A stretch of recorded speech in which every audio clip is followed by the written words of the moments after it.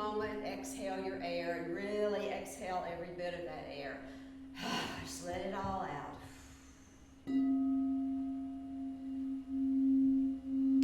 Breathing in, feel this vibration. Our first chakra is located at the very base of the spine, so bring your awareness to that part of your body and take a long, slow, deep breath here. And exhale. Again, breathing in.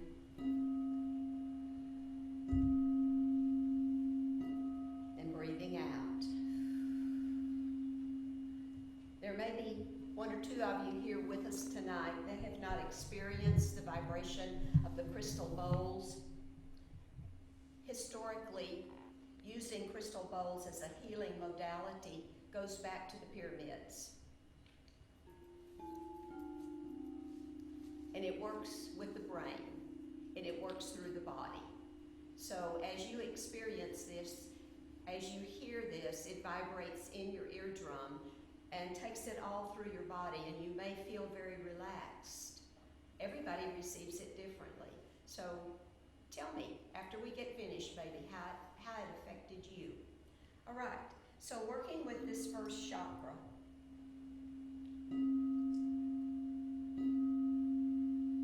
Our emotions of fear are housed in this chakra, located at that very base of the spine.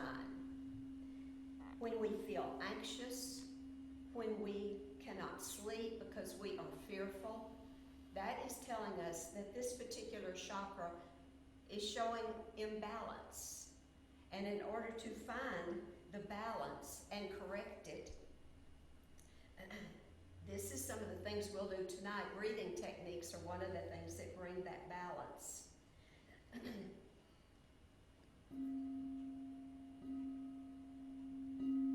So, as this base chakra begins to feel balanced, we let go of fear. And the breathing exercise that is so much fun to do with this particular chakra, and this is the only one that I'm going to ask you to stand. Now, if you don't want to stand, if you've had a day that you'd rather just sit, or sitting feels better to you right now or forever, it's all good. So what we're going to do, this is called the horse dance. So either come to standing or stay in your chair. All right.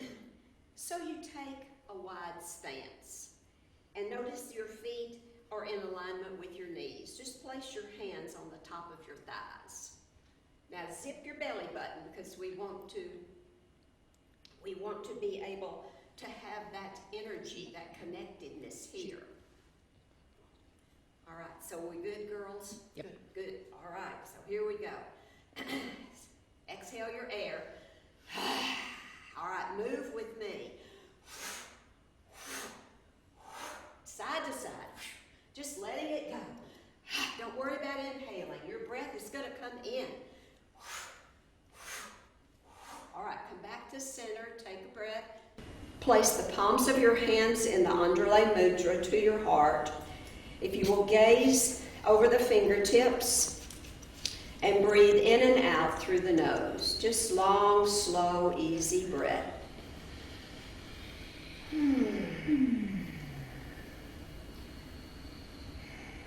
Good job. See how that calms the breath? And notice how you've had a little transition there with feeling anxious and fearful. Okay, come back to your seat now. That felt good. That feel good, Leah? It felt great. All right, okay. So that was our breathing exercise that goes with this first chakra. So if any of you have any fear or anxiety, I'm not saying that any of us do. Just remember, get out there, do some breathing like that, and it helps to release that. And it really works all through the body, cleansing. All right. So just take a moment. Let your breath settle. Feel this vibration.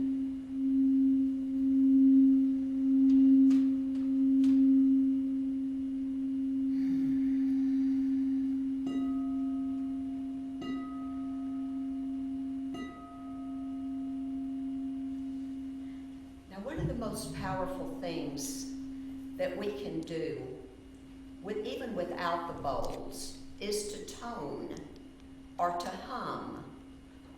We can say the words and the vowel sounds if you want to, but if you just simply want to sit in your comfortable sitting position and hum, that's going to be just fine. For this chakra, the word to stimulate this area of the body, so that when we stimulate it, it helps to get rid of some of that fear and anxiety. We say the syllable LAM, L-A-M.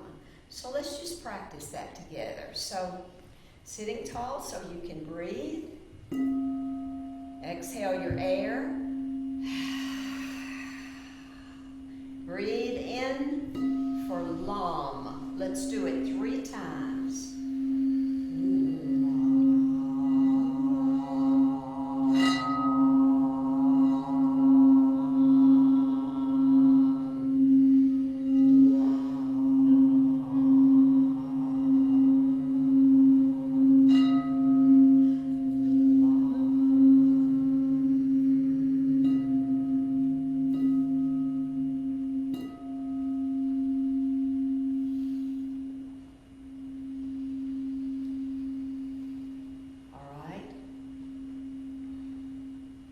Still working with that lower chakra. We're going to use O, the vowel sound of O. O, like that. And you can hum it, you can say it, you can just tone. It still brings that vibration and activates the cells all the way down through the spine. So exhale your air and inhale for O.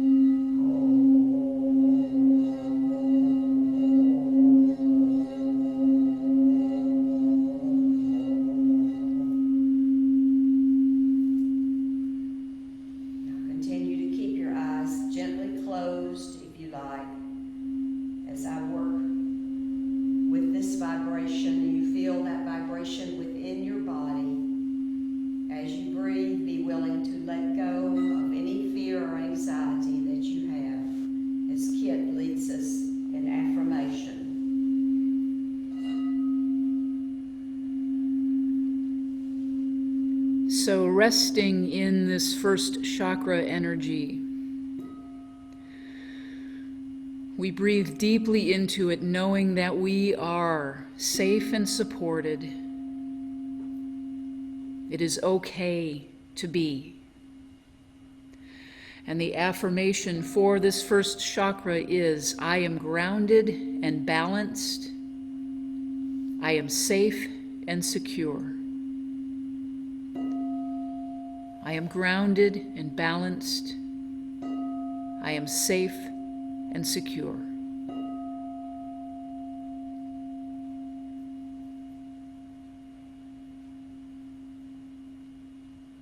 And so it is. It is so. And it is done.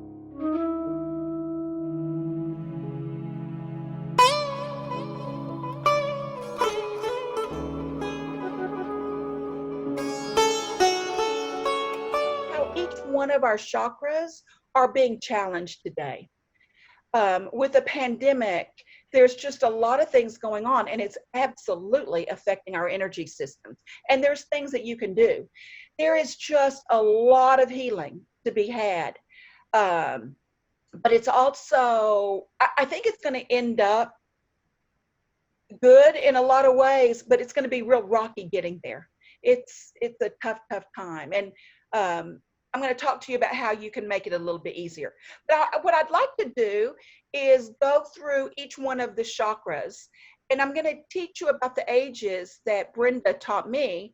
And I'll say a little bit about the function that I see each chakra doing. But then I want to talk about how that particular function, the qualities of that chakra are being triggered today, and what you can do about it. That sound. Okay, so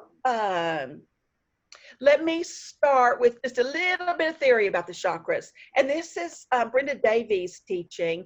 And I've also studied with Anadea Judith. And she comes from a real yoga background, which I've integrated into my work too. So there's a lot of cool people doing a lot of really neat work on the chakras and integrating them into psychotherapeutic and wellness work here in the United States.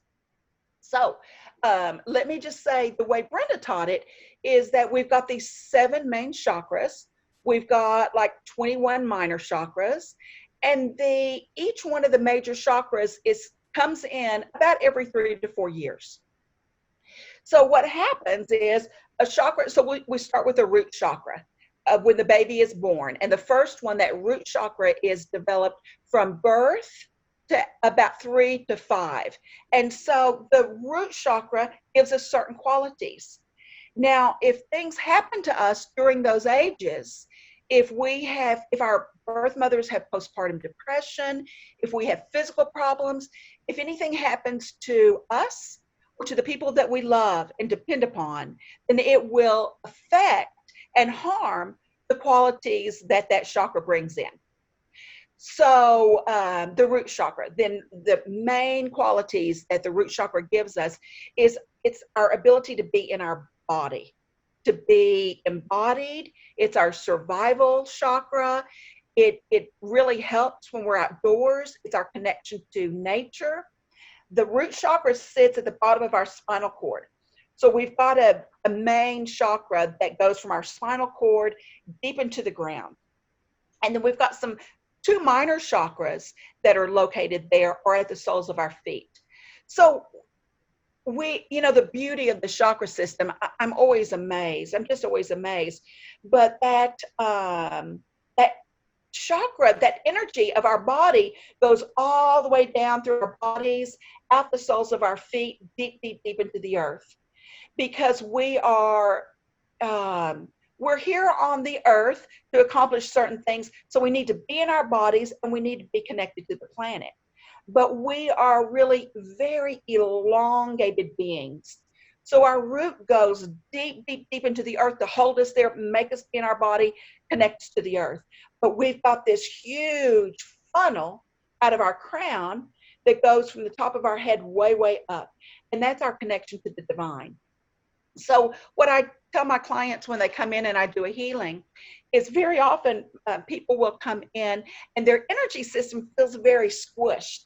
It's very condensed because trauma and different issues that happen to us will prevent the flow of the energy. So when trauma happens and when different things affect our chakras, then we can't be those elongated beings. Our energy doesn't go way up and it doesn't go deep into the ground.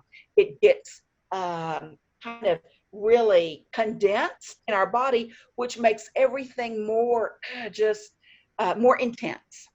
So after a healing, hopefully people feel like these elongated beings that we are. So the root chakra, very first one, the theory, Brenda's theory goes like this, that every 3 or 4 years, a new chakra kicks in. At age 30, we're in our crown chakra, and that is our Saturn return, anywhere from about 28 to 32. And then we start all over again. And then we're back down in our root chakra again. And we'll be there for another 3, 4, 5 years. And then we go to the sacral. And then at 60, we start all over again.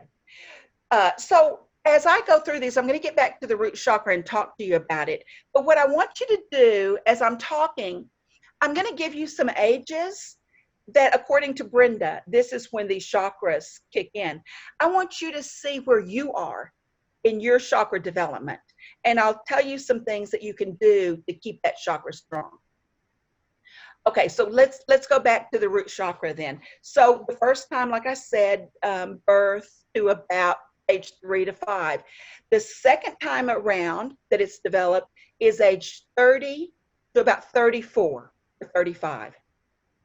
The third time that it can come back around is age 60 to 64, 65.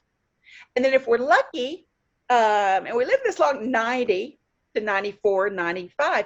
And each time we're in our root chakra again, it's like a whole new life. It's a whole new 30-year period for us. And like, for example, I'm 62. And so I'm back in my root chakra again. And I've been a therapist for 35 years. Well, 2 years ago, no, not 2 years ago. Actually, I started thinking about it last year. Last year, I closed my practice long before the virus hit. I closed my practices. I had 2 practices. I closed them. I always wanted to write a book about chakra healing. And so I couldn't work and teach the school and write the book. So I closed my practices. I've not done that. I've never done that. Even when my kids were babies, my husband took care of them in the evenings. I went and saw clients. So I've always had a practice. So it was a big deal. And this time for me has been really huge and real different. And it's a new stage in my life. So it's been wonderful. Oh, it was scary in the beginning too. So the root chakra, this is one of the ones that is being triggered right now in a major way, because it is, with this pandemic, it's like we got the rug pulled out from under us. Everything's different. And it's not just in the United States. 9/11 was such a big deal. And it was a root chakra event too. And there is terrorism all over the world, but we were very much affected. And the United States was mainly affected. This pandemic has affected all souls, all throughout the world. So the rug has gotten ripped out from under us. And what I'm noticing is, when we've been required to stay home, people are getting back to real root chakra stuff. People are going outside. Kids on my block are riding bikes. I saw a little boy riding his bike the other day. I didn't even, a young free teenage boy, I'd never seen him before. I'm sure he was in his house all the time on his computer or whatever. There's a kid on the block I'd never seen before. He was out riding his bike. So kids are playing outside. Our neighbors come over to the backyard and we kind of sit apart from each other and we visit. And people are cooking and baking and, gardening and knitting and all of these real root chakra grounded, homey kind of things. And I hate to say it, but I think that a lot of us had really, really gotten far away from those kind of things. And it feels so good. I mean, it feels so good to make a nice meal for my family, or not to have to rush all the time. It's in that way, it's been good. So it's a real root chakra time. And I don't know if any of you guys have seen this, but Carolyn Mace was on a Sounds True podcast the other day, and she said several things that were real enlightening. But she said, when we get our lives back, when we put our lives back together, you be very, very careful about what you say yes to. We don't have to go back to how it was. Absolutely. You don't have to do those things that take energy and your valuable time and life force energy away from you. Really think about what you want to add back into your life. And this time, I think, has really helped a lot of us get back into our bodies. So these are some of the things that you can do that will help your root chakra, especially if you're in those ages I was just talking about.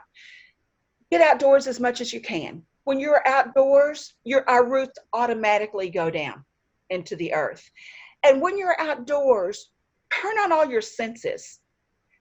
Slow down. See what you can smell and see and hear and taste and feel. turn on all your senses and you'll be amazed what is out there. You know, right now it's a time of year for honeysuckle and blooming flowers, and you can hear all kinds of birds when you're out there. I mean, it's amazing. Let your senses come back alive. That's all root chakra stuff. Other things that you can do, any kind of exercise, yoga, movement, gardening, pottery, anything that has to do with the earth is good for your root chakra. If our root chakra is strong, we're grounded, we're centered, we generally don't have a problem with anxiety or depression or addictions. With the recovering people that I work with, almost all of them have a root chakra issue. It's just part of what gets damaged with addiction. So paying attention to the root chakra is really good for everybody, and especially recovering. So let's just take a deep breath as we continue in this beautifully cleared space and expressing our deep gratitude for our facilitator tonight, Lisa. Just a beautiful light energy, and brought such a healing, I know, to me and for all of us. And that we have this opportunity to share this, to clear it out, to move a bunch of energy around, and to know that we can go on from leaving this class into our evening, and we go on into the rest of our week, or wherever we may be going, whoever may be talking to. We know that breathing and bringing our attention right back to this beautiful calming experience that we just had. We know it is good. We know it is spirit at work. We know it radiates as we just open ourselves, especially that heart chakra. So knowing it is good, we let it be, and we just affirm this beautiful time together by saying, and so it is, and thank you for being here, and amen.